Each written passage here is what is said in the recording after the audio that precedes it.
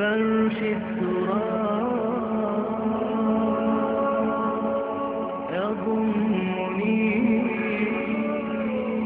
پاکستان کی ایک لڑکی، اب وہ نام لیتے بھی مجھے جھجک آتی ہے، پتہ 10 باتیں ذہن میں آ جائیں گی. اس کو بلایا گیا، جناب پہلے ڈرامہ رچایا گیا پاکستان کے علاقے کے اندر، اور جناب گولی لگی، پٹیاں باندھی گئیں، بڑا ڈرامہ ہوا، اور کچھ اس طرح کے واقعات کو کروا کے دین والوں پر الزام تراشیں شروع ہو گئیں. بڑے ایکسٹریمسٹ قسم کے لوگ ہیں، دیکھو جی اسکولوں کو بند کروانا چاہتے ہیں. اس لڑکی کو یہاں سے باہر ایکسپورٹ کیا گیا، اس کی پوری فیملی کو ایکسپورٹ کیا گیا، پھر اس کی ڈائری بھی لکھوائی گئی، اور اب اس کا انٹرویو بھی نشر ہو رہا ہے. اور اس سے پہلے نوبل پرائز کے اندر اس کو شیئرنگ بھی کرائی گئی. یعنی دنیا میں اور کوئی انٹلیکچوئل ایکیڈیمک ایکٹیویٹی نہیں تھی، لیکن اس لڑکی کو جو ہے وہ ایک نوبل پرائز دینے کے اندر شیئرنگ بھی کرا دی گئی. اور آج شاستانہ کیا نکل کر سامنے آ رہا ہے، وہ کسی اخبار نے اچھا ایک ٹائٹل لگایا کہ اس لڑکی کے چہرے پر سے نقاب ہٹ گیا. آج وہ لڑکی کہہ رہی ہے کہ پارٹنرشپ ہونی چاہیے، نکاح کی کیا ضرورت ہے؟ انا للہ و انا الیہ راجعون. یعنی جہاں کا کھاتے ہیں وہیں کا بولیں گے نا. وہ جو مغربی معاشروں میں، بے خدا تہذیب کے معاشروں میں جہاں دجالی تہذیب موجود ہے، جس کے اثرات ہمارے بھی آ رہے ہیں، بات تو یہ سمجھنے کی، وہاں کہا جاتا ہے we are living together, we are not married and we have 4 kids as well. انا للہ و انا الیہ راجعون. یہ حرام کاری ہے، یہ زنا ہے. اس سے کم تر کچھ الفاظ اس کے لیے نہیں کہے جا سکتے. آج اس لڑکی کے انٹرویو شائع ہو رہے ہیں اور کہلوایا جا رہا ہے یہ نکاح کی آخر کیا ضرورت پڑی؟ ساتھ رہ سکتے نکاح کے بندھن کے بغیر بھی. اور میں تو جا کر اپنے دوستوں کو شراب خانوں میں شراب پیتے ہوئے بھی مشاہدہ کر لیا کرتی ہوں.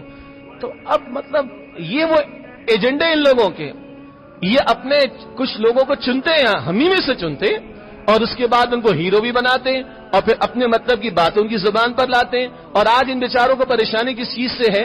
ہمارا سیاست کا میدان وہ تو دنگل فساد بن چکا ہے، اور وہاں پر بھی لبرلزم اور سیکولرزم کی باتیں مسلم ممالک میں آ چکی ہیں. تو دجالی تہذیب جو ہمارے اجتماعی معاملات زندگی، کلیکٹو افیئرز آف لائف پر حاوی ہوتی چلی جا رہی ہے، سیاست کے میدان میں تو مسلم ممالک میں بھی سیکولرزم کا ڈنکا بج رہا ہے. اس کے بعد معیشت کے میدان میں آ جائیں، سود کے دھندے ہمارے بھی چل رہے ہیں. اللہ تعالیٰ اور اس کے رسول سے حالت جنگ میں ہم اب بھی ہیں. فیڈرل شریعت کورٹ میں ہم بھی تنظیم اسلامی کے پلیٹ فارم سے، اور دیگر حضرات بھی، جماعت اسلامی کے لوگ بھی، دیگر لوگ بھی پرسو کر رہے ہیں کیس کو. وہ کیس سالو ہو کے نہیں دے رہا، اور حکومتی نمائندہ اگر کبھی ایک بات کہتا ہے، کبھی دوسری بات کہتا ہے. کبھی ججز کو ہٹایا جاتا ہے، کبھی چیف جسٹس کو بدل دیا جاتا ہے، کبھی بینچ کو توڑ دیا جاتا ہے، اور یہ معاملہ لٹکا چلا جا رہا ہے. کبھی نواز شریف کا دور تھا، یہ گئے تھے فیڈرل شریعت کورٹ کے خلاف اندر اپیل لے کر، سسٹم وہی کھڑا سود کا. پھر جنرل مشرف کا دور آیا، مفتی تقی عثمانی صاحب بھی بینچ میں تو ان کو بھی ہٹایا، اپنے مطلب کے ججز لا کو بٹھا دیے، پھر معاملے کو لٹکا دیا گیا. پھر ہم نے کیس کو پرسو کرنے کی کوشش کی، ایک جسٹس صاحب نے کہہ دیا بھائی جو سود نہیں لے رہا بہت اچھی بات ہے، جو لے رہا اللہ تعالیٰ پوچھ لے گا. تو اللہ تو پوچھے گا بھائی، آپ سے بھی پوچھے گا، ہم سے بھی پوچھے گا. پھر یہ ساری عدالتیں بنانے کی ضرورت کیا پڑی؟ آپ کے کسی بیٹے کو وہ قتل کر دے تو آپ بھی کہیے گا اللہ تعالیٰ پوچھ لے گا. کہیں گے آپ یہ؟ آپ کے گھر میں کوئی چوری کرے تو آپ کہیں گے اللہ تعالیٰ پوچھ لے گا. دنیا میں عدالت اس لیے بنائی گئی، تمہیں جج اس لیے بنائے گئے، تو فیصلے تو یہاں پر بیٹھ کر. یہ بھی ایک جج صاحب نے کامنٹ پاس کر دی ہے. اب حکومتی نمائندہ کہہ رہے جناب یہ فیڈرل شریعت کورٹ کے کرنے کا کام ہی نہیں. انا للہ و انا الیہ راجعون.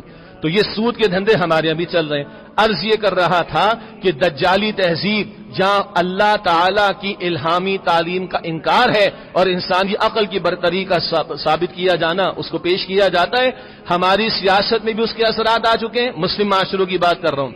ہماری معیشت میں بھی سود کا نظام، جوئے کا نظام، حرام کی کئی شکلیں اب بھی موجود ہیں.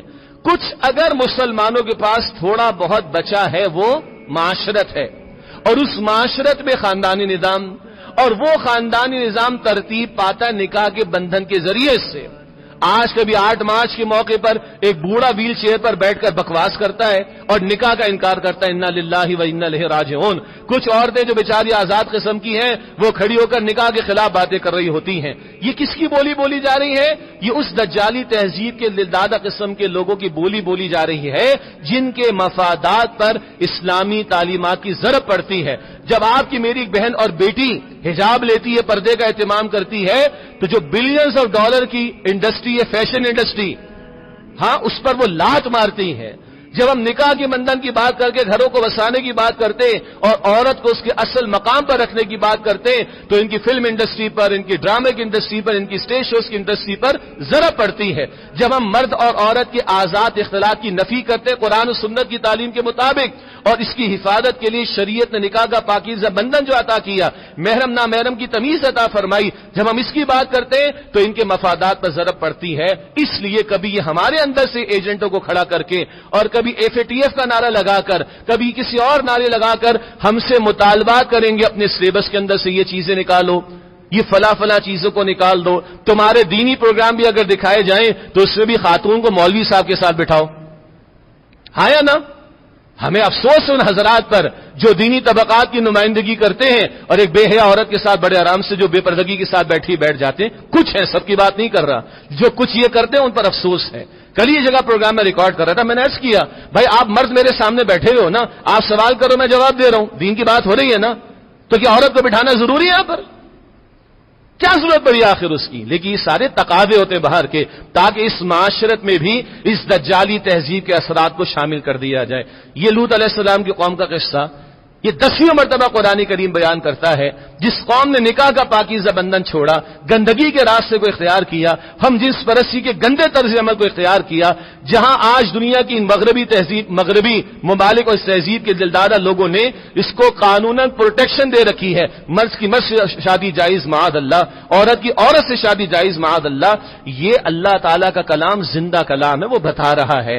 ان لوگوں کو اندھا کیا گیا، اس قوم کے لوگوں کو ان کے اوپر پتھر برسائے گئے، ان کی بستیوں کو الٹ دیا گیا، ان کو غرق کر دیا گیا اس جرم پر کہ انہوں نے نکاح کے پاکیزہ بندھن کو چھوڑا اور گندگی کے راستے کو، زنا کے دھندے کو اختیار کیا۔ یہ انداز قرآن حکیم کا ہماری آنکھیں کھول دینے کے لیے تیار ہے۔ ہمارا فرض کیا بنتا ہے؟ جتنی شدت کے ساتھ یہ اسلاموفوبیا کے شکار لوگ، یہ دین دشمن قسم کے عناصر جتنی شدت کے ساتھ یہ دین کے خلاف باتیں کریں، آپ کے میرے ایمان کا تقاضا ہے اس سے بڑھ کر شدت کے ساتھ آپ کو اور مجھے اپنے دین سے کمٹمنٹ رکھنی چاہیے، اپنے دین کو پرائرٹی ترجیح دینی چاہیے، اپنے دین کا پرچار کرنا چاہیے، اپنے دین کی تعلیمات پر عمل کرنا چاہیے اور اپنے دین کے نظام کو قائم کر کے دنیا کے سامنے پیش کرنا چاہیے۔ ہاں، اگر اس مغربی تہذیب کی تباہیاں پڑھنا چاہیں یا سننا چاہیں تو ان لوگوں کے قلم کو پڑھیں جو لکھا انہوں نے، یا ان کو سنیں جنہوں نے اسلام قبول کیا ہے۔ وہ عورتیں، آپ کے علم میں ہے، اگر 100 بندہ ایک دن میں اسلام قبول کر رہا ہے مثال کے طور پر، تو 65 یا 70 عورتیں اس میں، اللہ اکبر کبیرہ۔ وہ جو کہا کہ اسلام کی فطرت میں قدرت نے لچک دی ہے، اتنا ہی یہ ابھرے گا جتنا کہ دباؤ گے۔